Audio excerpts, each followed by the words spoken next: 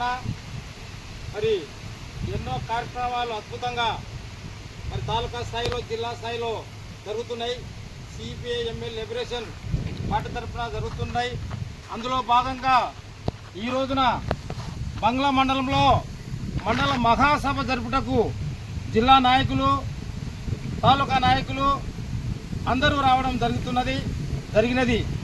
కాబట్టి ఈ కార్యక్రమంలో మరి సిపిఐఎంఎల్ లిబరేషన్ పార్టీ జిల్లా కార్యదర్శి పిక్కిలి వెంకటేశ్వర్లు గారు మాట్లాడవలసిందిగా తెలియజేస్తున్నాం.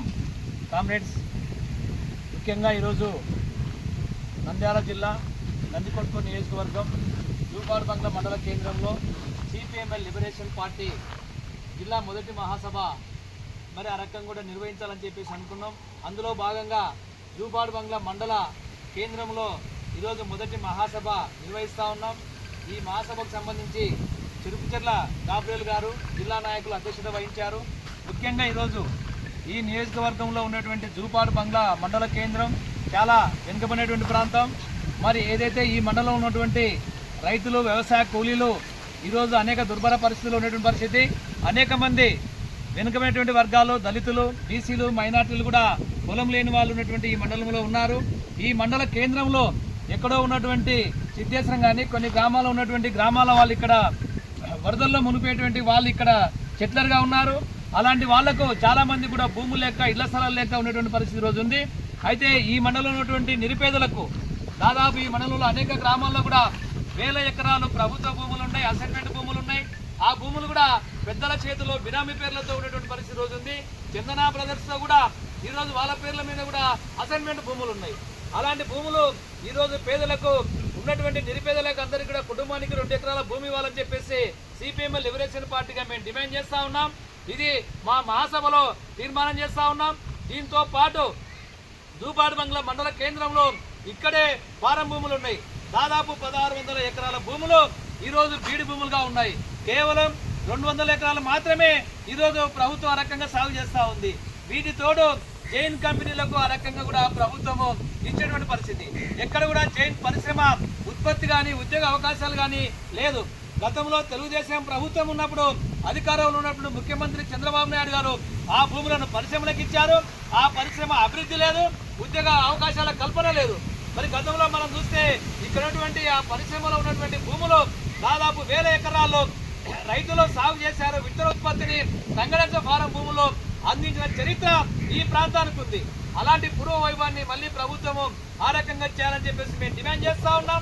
యువకులకు కూడా ఆ రకంగా ఉద్యోగ అవకాశాలు కల్పించడానికి కోసం కూడా ముఖ్యమంత్రి గారు, స్థానిక ఎమ్మెల్యే గారు, ఎంపీ గారు చొరవ చూపాలని చెప్పేసి డిమాండ్ చేస్తా ఉన్నాం. వీటితో పాటు ఇక్కడ స్థానికంగా ఉన్నటువంటి చాలా మంది కూడా నేటికి కూడా గత ప్రభుత్వంలో కొంతమందికి ఇళ్ల స్థలాలు ఇచ్చారు, అనేక మంది కూడా ఇళ్ల స్థలాలు లేని పరిస్థితి ఉంది. తక్షణమే ఈరోజు ప్రభుత్వము గ్రామీణ ప్రాంతాల్లో 3 సెంట్లు ఇస్తామని చెప్పేసి ప్రకటన ఇచ్చారు.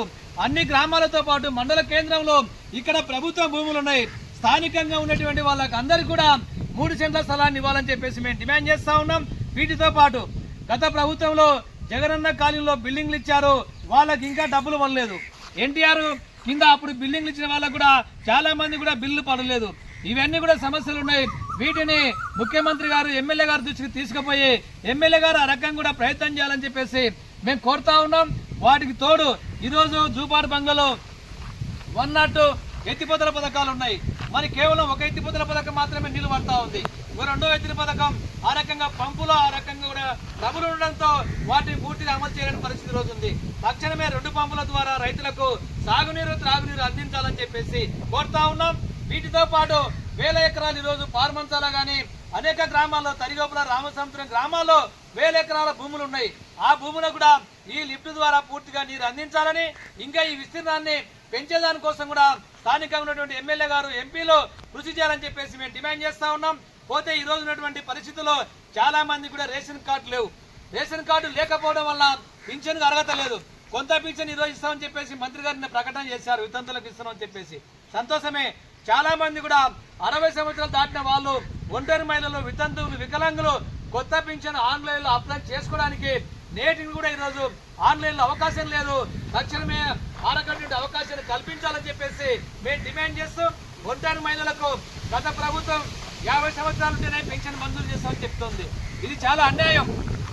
గతంలో చంద్రబాబు నాయుడు గారు ప్రభుత్వం ఉన్నప్పుడు 35 సంవత్సరాలకే గ్రామాల్లో ఉన్నటువంటి ఒంటరి మహిళలకు పెన్షన్ కల్పించారు. అవకాశాన్ని మళ్ళీ కూడా ఈరోజు మార్పు చేయాలి. 35 సంవత్సరాలకే ఒంటరి మహిళలకు పెన్షన్ సౌకర్యం కల్పించాలని చెప్పేసి మేము కోరుతా ఉన్నాం. వీటితోడు ఎవరైతే ఈరోజు నిజంగా ఉన్నారో ఒకే రేషన్ కార్డులో ఇద్దరు తండ్రి కొడుకు చనిపోయాడు, అయితే ఒకరికే పింఛన్ వస్తూ ఉంది. దీన్ని ఆ రకమైన సౌకర్యాన్ని ఇద్దరికి కూడా రేషన్ కార్డు డివైడ్ చేసి వాళ్ళందరూ కూడా పెన్షన్ మంజూరు చేయాలని చెప్పేసి ఈ రకమైన డిమాండ్తో ఈ మహాసభలో తీర్మానం చేస్తున్నాం.